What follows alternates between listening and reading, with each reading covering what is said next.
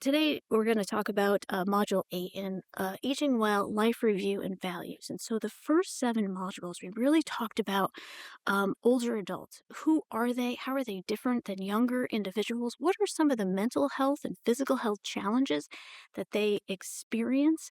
And then also these social health challenges, too.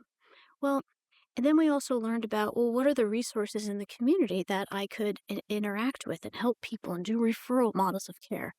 Well, what about you yourself? In addition to offering peer support to an individual, now we're going to talk about evidence based practices that have been developed with peer support specialists as partners that you can actually sit with the individual and deliver services to them. So, we've studied this scientifically, and we found that through this program that we're going to go in the rest of these modules, that will align with the manual as well as you're delivering the care, is that it increases hope, quality of life, increases a person's ability to manage their mental health, their physical health, and their social health simultaneously. And also, we have some promising evidence that helps support aging in place for individuals too. So, this module is going to explore the concept of what does it mean to age well? What is the role of life review? And how older adults can integrate their values into their everyday life. We have a lot of exercises we're going to go through, and by at the end of this, you'll be able to deliver the intervention with individuals.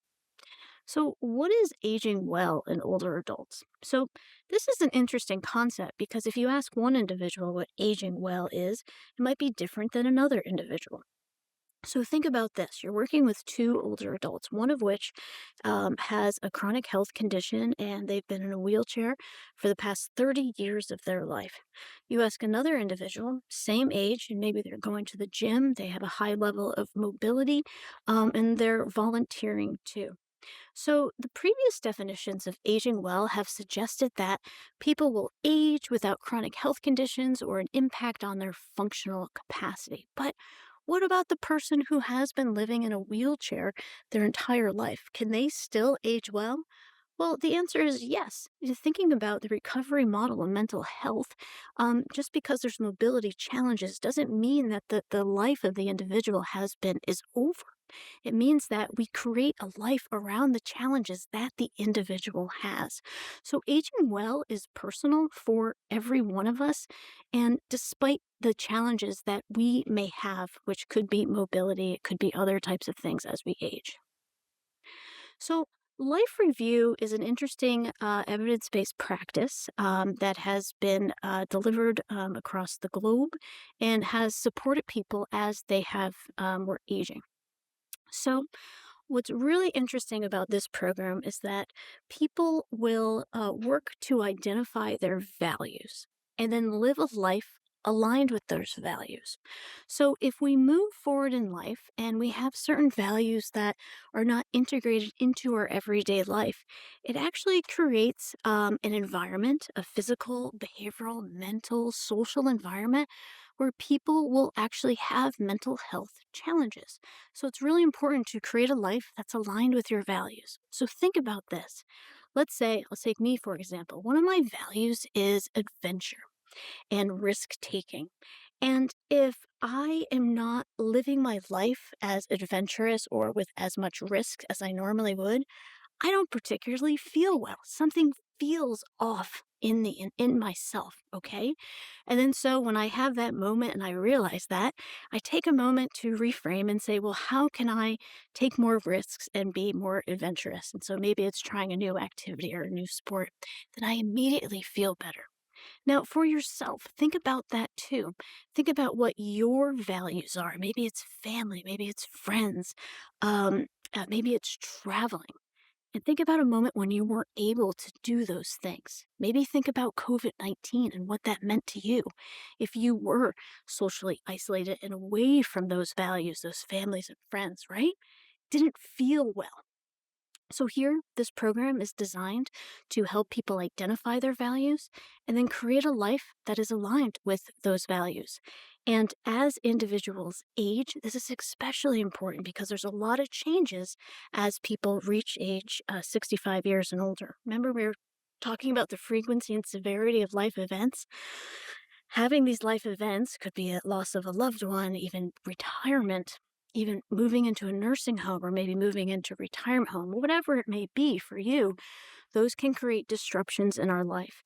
And the plan here is to work with someone to bring them back to a place of homeostasis where they feel mentally, physically, and socially good.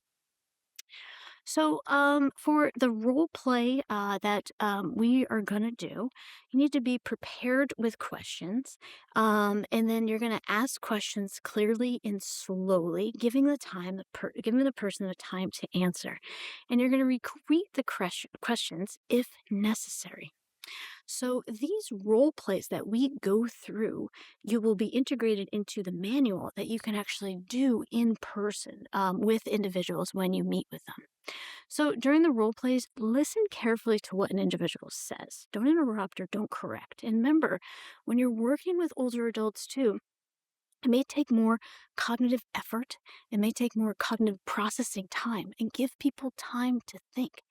What I found when I'm actually working with people and identifying their values, sometimes people don't know what their values are. They could have lived a whole life without knowing that they can have values, okay? So work with them over time frame and just listen and help people get to the point where they have values. So moments of silence or emotion is okay. We find the moments of emotion happens a lot, especially when we're talking about things like loneliness. Now, if you're working with someone and they're talking about an unhappy experience, show that you hear them and let them keep talking. And so, something you can say is, "That's very sad. That sounds very challenging." You can say those things, and it lets people know that you're there with them. So, and if a person doesn't want to talk about something, that's okay. This is about empowerment of the individual. And if they're not ready or they don't want to talk about something, totally fine. So, as you're going through the manual, maybe individuals don't want to talk about feelings of loneliness. Move on from it because we don't want to provoke any additional distress for the individual. So, when you're working with individuals, it should be about at least an hour and let them know you valued what people have shared with one another. So here's a first example, and we use this one when we first meet with individuals. So, of course, you want to do introductions, you want to share your lived experience, expertise, if you feel comfortable sharing your lived experience. And then it's about working with someone to identify first, well, what are their values? And so we use the procedure of, let's say you're at your Nobel Peace Prize award ceremony. And so I want you to look at the worksheet in the manual. And so here, as you're talking with an individual, you need to fill in the rest of the story. So you're at the Nobel Peace Prize award ceremony. Write down what people would want to say about you. Okay? Now, think about this for yourself as well. So pretend you're getting the Nobel Peace Prize for all the work that you've done before.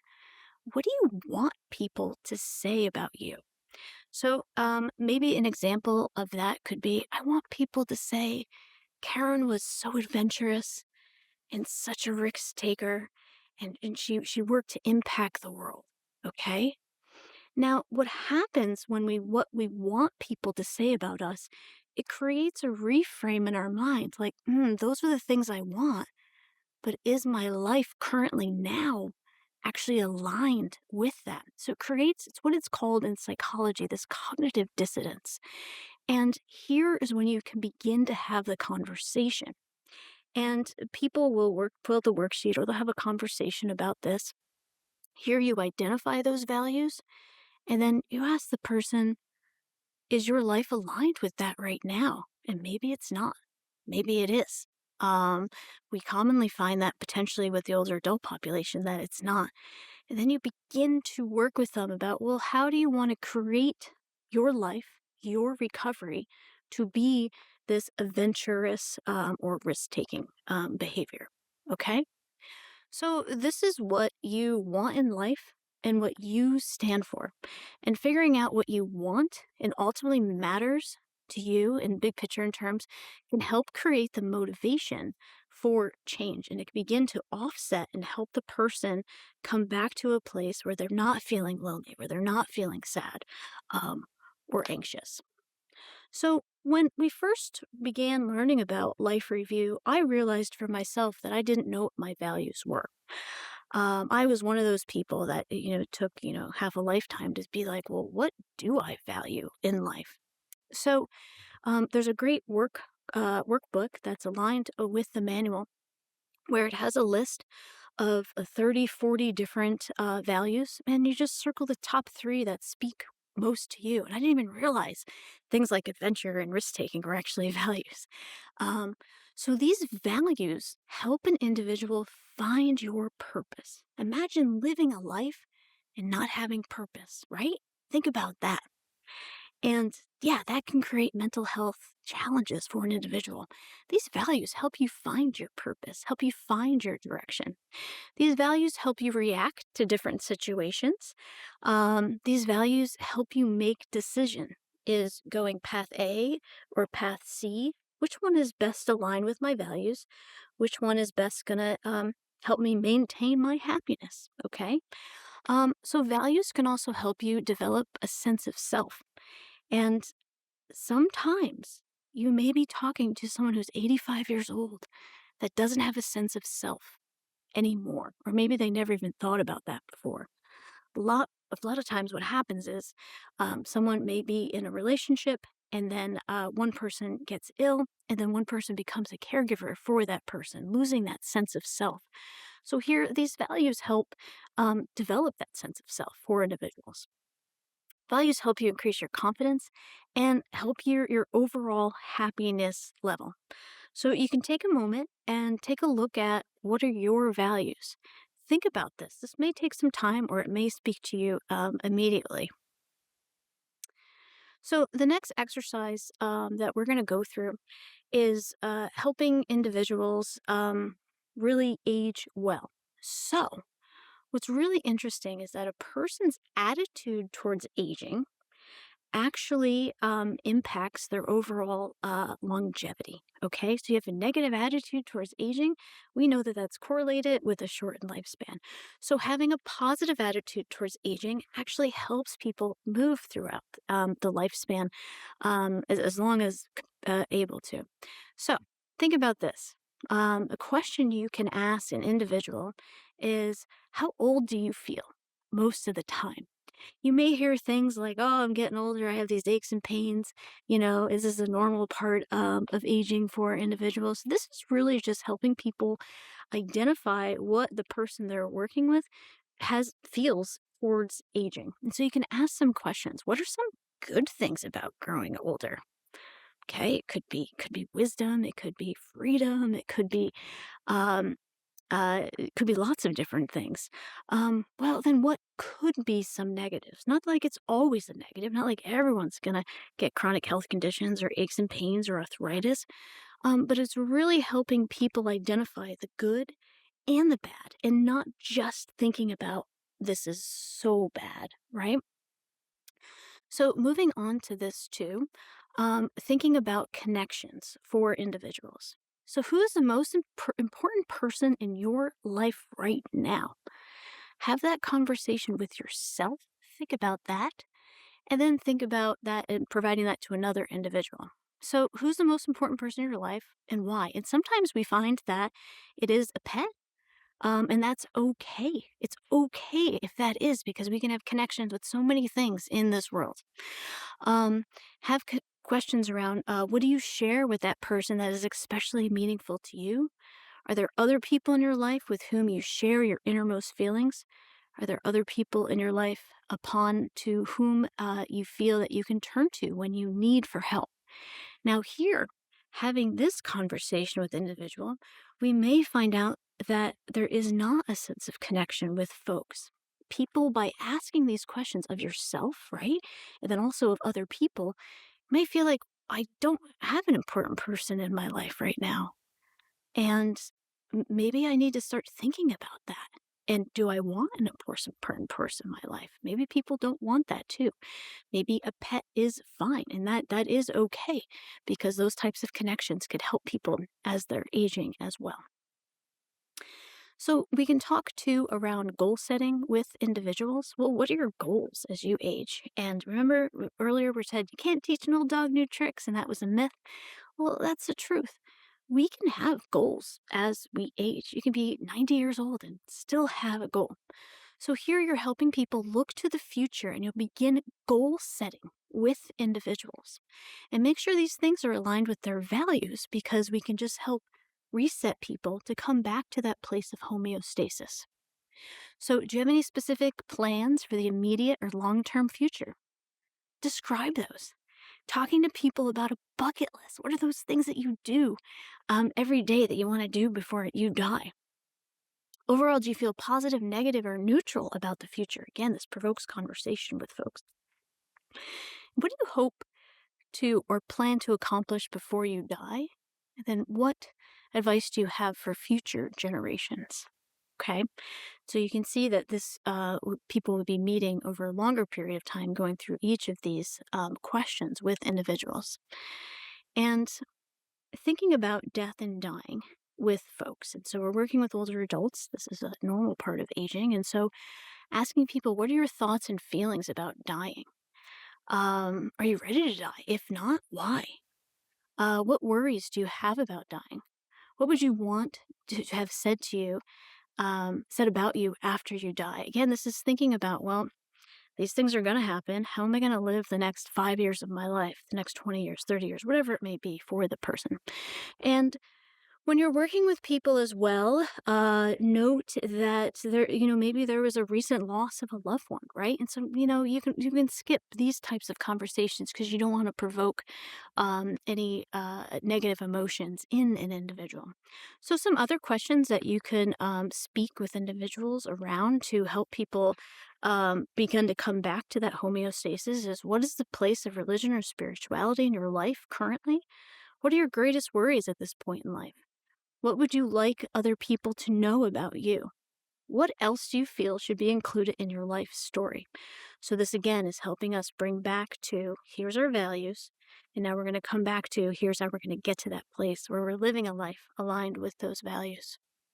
So, when we're thinking about older adults and working with them, you can have questions around their current life events as well.